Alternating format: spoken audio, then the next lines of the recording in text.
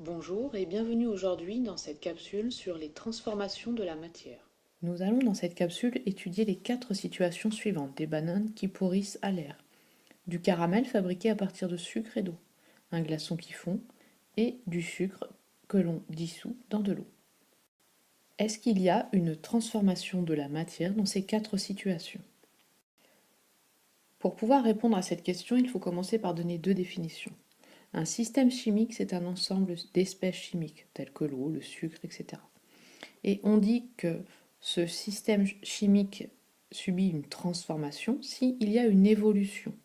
Alors, qu'est-ce que ça peut être comme évolution? Eh bien, les espèces chimiques peuvent être modifiées. On peut aussi avoir une modification de la quantité des espèces chimiques, une modification de l'état physique des espèces chimiques. Je rappelle que l'état, c'est solide, liquide ou gaz, etc. Alors, maintenant que nous savons ça, y a-t-il une transformation de la matière dans ces 4 situations? Eh bien, nous avions ici de l'eau à l'état solide, on a de l'eau à l'état liquide. Il y a une modification de l'état physique de l'espèce chimique eau. Nous avions ici du sucre à l'état solide, de l'eau à l'état liquide. À la fin, nous avons du sucre en solution, donc il y a une modification de l'état. Ici, nous avions du sucre et de l'eau. Nous obtenons maintenant du caramel, nouvelle molécule, nouvelle espèce chimique, donc on a une transformation. Ici, c'est un petit peu plus compliqué.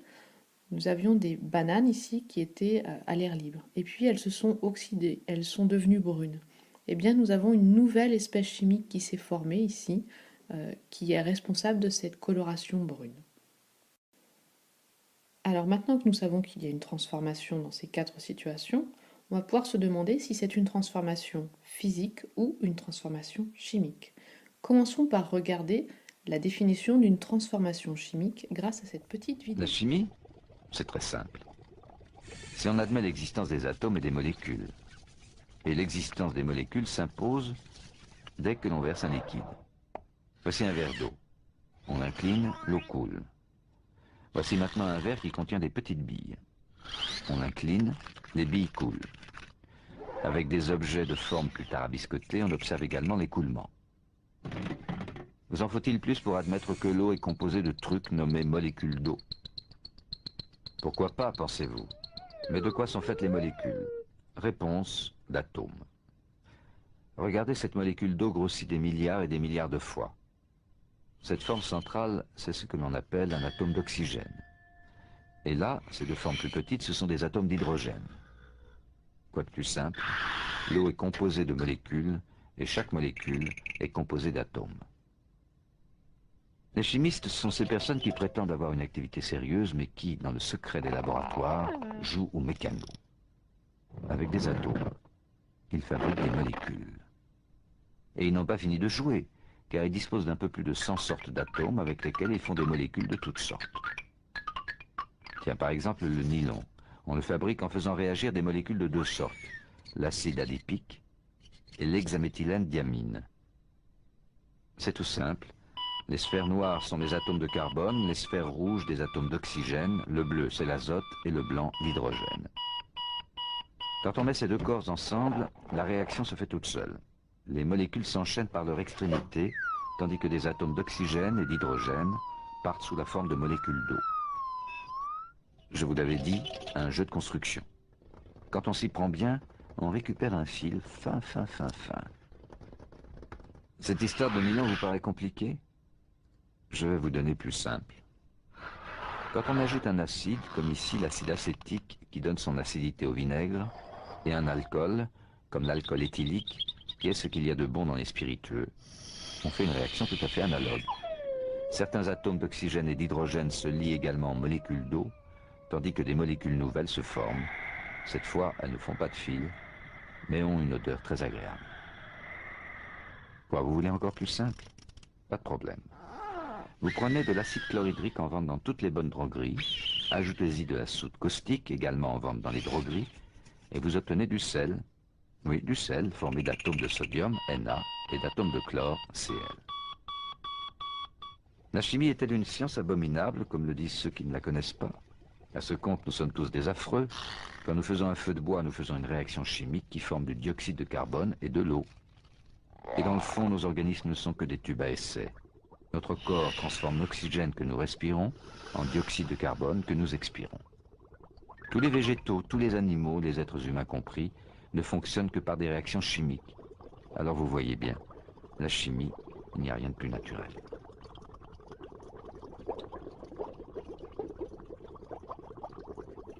Vous venez donc de voir qu'une transformation est chimique si la nature des espèces change. C'est-à-dire, très important, c'est qu'il y a de nouvelles espèces qui sont créées. Et comment est-ce que l'on sait qu'il y a des nouvelles espèces? Eh bien, si la structure des espèces a changé.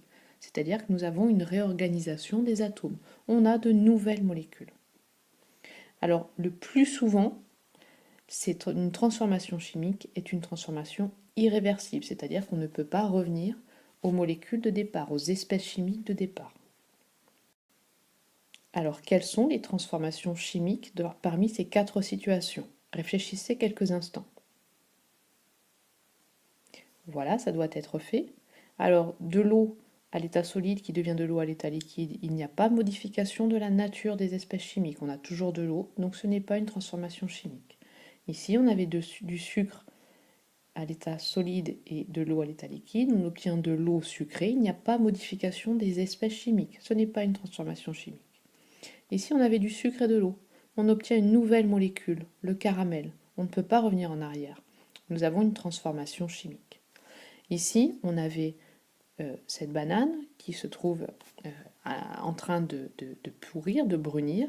Eh bien, on a une modification des espèces chimiques. Alors là, c'est un petit peu plus compliqué, c'est-à-dire qu'on a une molécule qui s'appelle le phénol ici, dans les cellules, et sous l'action du dioxygène, il y a une nouvelle molécule qui se forme qui donne cette coloration brune. Nous avons aussi une transformation chimique et on ne peut pas revenir en arrière.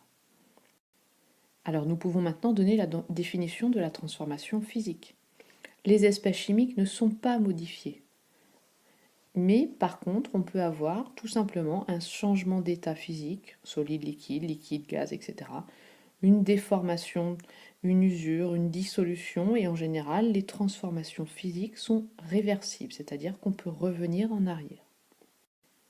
Alors bien sûr, ces deux-là sont des transformations physiques. J'ai de l'eau à l'état solide, puis de l'eau à l'état liquide. Il suffit que je remette ceci dans le congélateur, je reviens en arrière à de l'eau à l'état solide. Je n'ai pas modifié les espèces chimiques, j'ai toujours de l'eau au début, à la fin.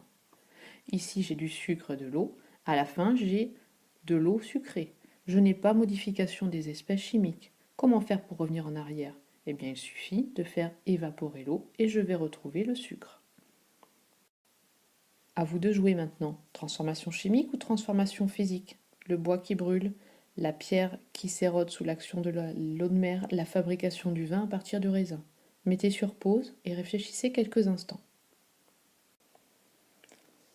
Voilà, vous avez dû trouver que le bois qui brûle, c'est une transformation chimique. La pierre qui s'érode sous l'action de l'eau, c'est une transformation physique. Le vin qui est formé à partir de la fermentation des grains de raisin, c'est une transformation chimique.